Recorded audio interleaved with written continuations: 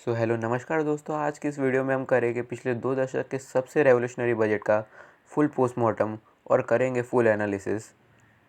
और देखिए, ये बजट का फुल पोस्टमार्टम करना इसके लिए ज़रूरी है क्योंकि जिसने बजट पढ़ना सीख लिया उसने आज में रह के भविष्य देखना सीख लिया। और जिसको बजट पढ़ना पता है उसी को ही पता है कि अगले साल में कौन से स्टॉक्स और सेक्टर चलेंगे। तो यही एकमात्र ज़रिया है सबसे इफ़ेक्टिव सेक्टर और स्टॉक पिकिंग का।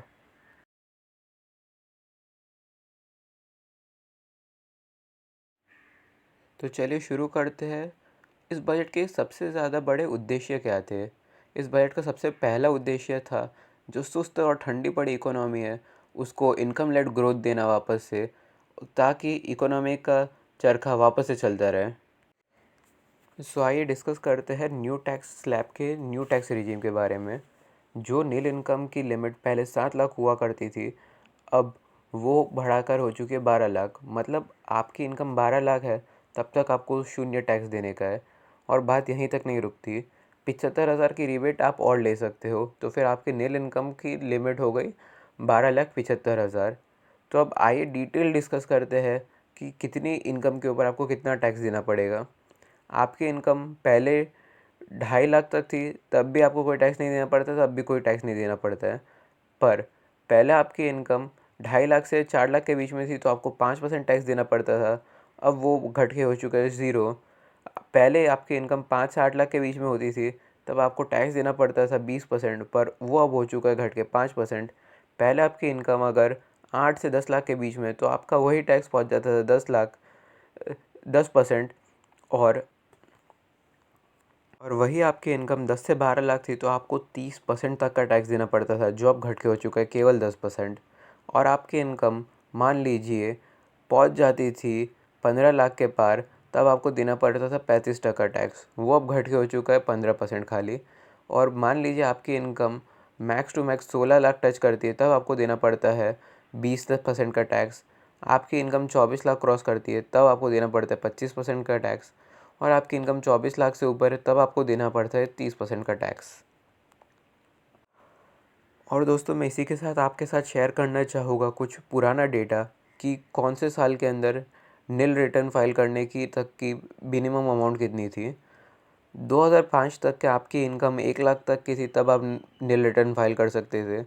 वो इनकम को डबल होने में लगा 7 साल। और 2012 के अंदर आपकी इनकम 2 लाख थी तब आप नील रिटर्न फाइल कर सकते थे।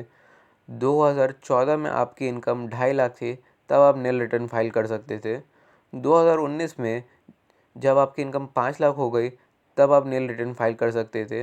वो लिमिट बढ़ के 2023 में हुई 7 लाख। और 2025 में अब फाइनली वो लिमिट पहुंच चुकी है 12 लाख।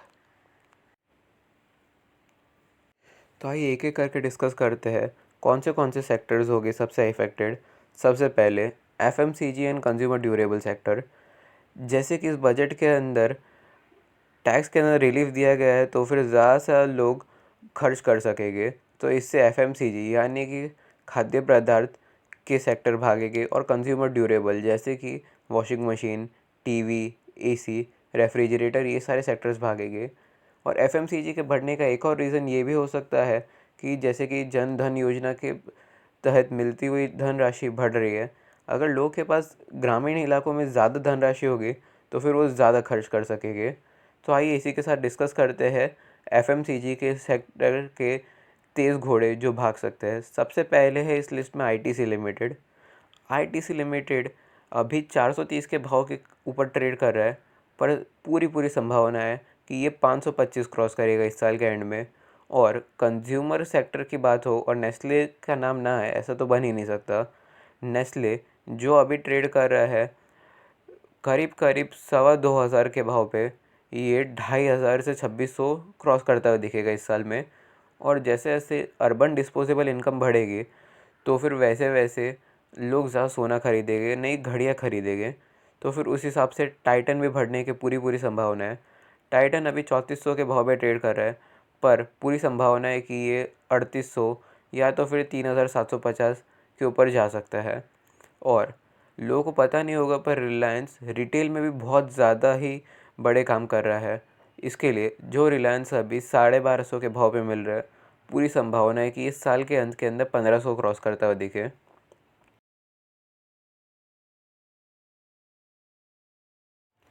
तो चलिए बढ़ते हैं अब अपने अगले सेक्टर की तरफ। अपना अगला सेक्टर है ईवी एंड ऑटो पार्ट्स। पिछले काफ़ी बजट्स की तरह इस बजट में भी इलेक्ट्रिक व्हीकल्स को अभी भी बूस्ट दिया जा रहा है और गवर्नमेंट का टारगेट है कि 2030 तक सड़कों पे दौड़ने वाली 30% व्हीकल्स ईवी हो जाए और इसके चलते गवर्नमेंट ने हज़ारों करोड़ के ग्रांट्स दिए। तो चलिए आइए देखते हैं सबसे ज़्यादा अफेक्टेड कंपनियाँ कौन सी होगी। ईवी का नाम आए और टाटा मोटर्स का नाम ना आए आगे, तो फिर ये तो बन ही नहीं सकता। टाटा मोटर्स जिसकी हाल ही में अच्छी खासी पिटाई हो रखी है, जो अभी काफ़ी अच्छी वैल्यू बाय बन सकता है, वो आप ले सकते हैं 700 के भाव पे और इसका टारगेट आप पकड़ के चल सकते हैं 850 के ऊपर। और अपने ईवी की बात कर रहे हैं तो फिर एक इमर्जिंग प्लेयर की भी बात करते हैं ईवी सेक्टर में, महिंद्रा एंड महिंद्रा। महिंद्रा एंड महिंद्रा ने अपनी नई ईवी लाइनअप निकाली है डेडिकेटेडली, और जैसे उनका एसयूवी में दबदबा था, अब वो इस सेक्टर को भी डोमिनेट करने के लिए आगे आ रहे हैं। और जैसे जैसे ईवी बढ़ेंगे, ईवी के पार्ट्स की भी ज़्यादा ज़रूरत बढ़ेगी। इसके लिए अपना अगला सेक्टर है यूनो मिंदा और अतुल ऑटो। अतुल ऑटो, जैसे कि आपने ई रिक्शास देखी होगी, वो मेजोरिटी अतुल ऑटो ही बनाते हैं और यूनो मिंदा इलेक्ट्रिक व्हीकल के पार्ट्स बनाती है। तो चलिए इसी के साथ बढ़ते हैं अब अपने अगले सेक्टर की तरफ। अगला सेक्टर है टेक सेक्टर। टेक सेक्टर में ऐसे तो कोई फंडामेंटली चेंजेस नहीं आए हैं, पर जैसे ही सीतारमन जी ने एफआईआईस के ऊपर टैक्सेस बढ़ाया है, वैसे ही उन्होंने बहुत ज़्यादा ही बिकवारी लाई है मार्केट में, जिससे टेक सेक्टर के भाव अचानक से गिरे हैं। क्योंकि टेक सेक्टर के अंदर मेजोरिटी होल्डिंग एफआईआईस की रहती है, फिर वो चाहे टेक महिंद्रा हो, इन्फोसिस हो कि टीसीएस हो। टीसीएस के अंदर प्रोमोटर के बाद सबसे ज़्यादा बड़ा स्टेक एफआईआईस के पास ही था, इसके लिए बजट के दिन पे ये स्टॉक्स नीचे गिरते हुए दिखे थे। पर फंडामेंटली कोई चेंजेस नहीं है, तो फिर ये शेयर अब एक वैल्यू बाय बन चुके हैं। शेयर जैसे कि टेक महिंद्रा, जो अभी 1700 के भाव पे मिल रहा है, वो आपको जल्दी 1900 के भाव पे ट्रेड करता हुआ मिलेगा। इन्फोसिस, जो अभी 1900 के भाव पे मिल रहा है, वो जल्दी 2200 क्रॉस करता हुआ मिलेगा। HCL टेक्नोलॉजीज, जो अभी 1750 पे है, वो भी 1900 क्रॉस करता हुआ दिख सकता है। और टाटा एलेक्सी, जो अभी 6400 6500 के भाव पे मिल रहा है, वो आपको 8000 क्रॉस करता हुआ दिख सकता है। तो चलिए इसी के साथ अपने डिस्कस करते हैं अपना अगला सेक्टर। अपना अगला सेक्टर है ट्रांसपोर्ट एंड शिपिंग का। गवर्नमेंट ने इस साल बहुत ज़्यादा मोटा फंड अलॉट किया है ट्रांसपोर्ट एंड शिपिंग का। गवर्नमेंट का मोटिव है अगला मैन्युफैक्चरिंग हब बनने के लिए, तो इसके लिए ट्रांसपोर्ट एंड शिपिंग की तो ज़रूरत पड़ेगी। तो ट्रांसपोर्ट एंड शिपिंग में हमारे पास मेजर नाम है अदानी पोर्ट्स एंड एसईजेड का। अदानी पोर्ट्स, जो अभी 1150 के भाव पे मिल रहा है, वो आपको जल्दी 1600 के भाव को क्रॉस करता हुआ दिखेगा।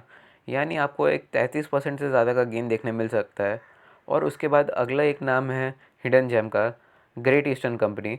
ये कंपनी सालों से शिपिंग लाइन में है। ये कंपनी अभी आपको 900 के भाव पे मिल रही है, पर जल्दी ये भी आपको 1400 के भाव को क्रॉस करते हुए मिलेगी।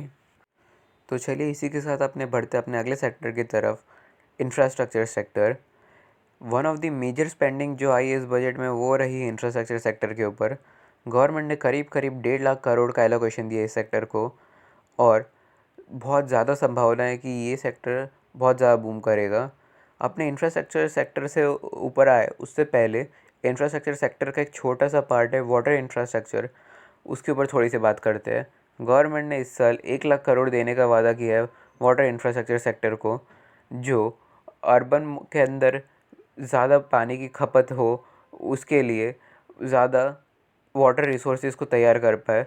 और इसके अंदर नाम निकल के आता है डेल्टा वाटर सॉल्यूशंस का। ये कंपनी अलग अलग जो पानी के सोर्स है जो बंजर होने जा रहे हैं, उसको वापस से रिकवर करता है, वापस से इसको जीवित करता है। तो चलिए अब अपने प्रॉपरली बढ़ते इंफ्रास्ट्रक्चर सेक्टर के ऊपर। इंफ्रास्ट्रक्चर सेक्टर की बात हो और लार्सन एंड टूब्रो की बात ना हो, ऐसा तो बन ही नहीं सकता। तो लार्सन एंड टूब्रो, जो अभी 3300 के भाव पे मिल रहा है, जल्दी 4200 क्रॉस करता हुआ मिलेगा। और एनटीपीसी, जो कि इलेक्ट्रिसिटी का वन ऑफ द मेजर पास सप्लायर है, जो अभी 320 के भाव पे मिल रहा है, पर जल्दी ये भी 420 क्रॉस करता मिलेगा। उसके बाद अगला नाम आता है पावर ग्रिड कॉरपोरेशन का, जो अभी 280 के भाव पे मिल रहा है, पर जल्दी ये भी 360 क्रॉस करता दिखेगा। और देश के बनने के लिए चाहिए हमें ज़्यादा बिल्डिंग्स, और ज़्यादा बिल्डिंग्स को बनाने के लिए चाहिए ज़्यादा लोहा। तो इसीलिए टाटा स्टील के भी बढ़ने के पूरे पूरे चांसेस है। टाटा स्टील जो अभी 130 के भाव पे मिल रहा है, ये 160 क्रॉस करता दिखेगा। तो चलिए बढ़ते हैं अपने अगले बेनिफिशियरी सेक्टर के ऊपर। अगला बेनिफिशियरी सेक्टर रहेगा ई कॉमर्स या तो फिर क्विक कॉमर्स। गिग वर्कर्स यानी वो वर्कर्स जो कॉन्ट्रैक्चुअल होते हैं, जैसे कि आपने देखा होगा डिलीवरी गाइस जो आपका ज़ोमेटो पे खाना देने आते हैं, ब्लिंकिट के ऊपर आपका ऑर्डर देने आते हैं, उनका गवर्नमेंट ने बीमा देने की बात की है। तो इससे गवर्नमेंट ने ज़ोमेटो के ऊपर बहुत ज़्यादा अच्छी राहत की बात छेड़ दी है। तो इससे आपको ज़ोमेटो के शेयर प्राइस भी इस साल भागते दिखेंगे। ज़ोमेटो जो अभी 230 के भाव पे मिल रहा है, जल्दी आपको 280 के भाव क्रॉस करता हुआ मिलेगा। तो चलिए इसी के साथ बढ़ते हैं अपने अगले सेक्टर के ऊपर, फार्मिंग एंड एग्रोकेमिकल सेक्टर। इस बजट के अंदर करीब करीब 1,27,000 करोड़ का अलोकेशन हुआ है फार्मिंग एंड वेलफेयर सेक्टर के ऊपर, ताकि जो हमारे किसान हैं उनकी प्रवृत्ति हो सके। और इसके अंदर सबसे बड़े बेनिफिशियरी निकल के आए तो यूपीएल केमिकल्स। यूपीएल जो अभी 640 के भाव पे ट्रेड कर रहा है, ये जल्दी 800 के भाव छूते हुए दिखेगा। तो चलिए इसी के साथ अपने बढ़ते अपने last but not the least sector के ऊपर, बैंकिंग एंड एनबीएफसी सेक्टर। इस बजट में गवर्नमेंट ने किसानों को मिलते हुए जनधन योजना की राशि को बढ़ा दिया है। तो इससे इनडायरेक्टली सबसे जो बेनिफिट होगा वो होगा स्टेट बैंक ऑफ इंडिया को। स्टेट बैंक ऑफ इंडिया जो अभी 740 के भाव पे ट्रेड कर रहा है, ये जल्दी आपको 900 क्रॉस करता हुआ दिखेगा। और गवर्नमेंट ने इस बार रेपो रेट कट करने की भी बात की है सालों बाद। तो फिर जो आपको आईसीआईसीआई का बैंक है, वो भी अब आपको भागता हुआ दिखेगा। इसके लिए जो अभी उसके भाव चल रहा है 1250, वो आपको 1500 टच करता हुआ दिखेगा। और स्मॉल फाइनेंस की बात हो तो फिर अपने बजाज फाइनेंस और बजाज फिनसर्व की बात किए बिना रह नहीं सकते। बजाज फाइनेंस जो अभी 8,500 के भाव पे मिल रहा है, ये 9,500 क्रॉस करता हुआ मिलेगा। बजाज फिनसर्व जो 1,800 के भाव पे मिल रहा है, वो ये जल्दी 2,000 क्रॉस कर सकता है। तो आज की वीडियो के लिए बस इतना ही। जल्दी लौटेंगे एक नई वीडियो के साथ, नए मुद्दों के साथ, नई खबरों के साथ। धन्यवाद।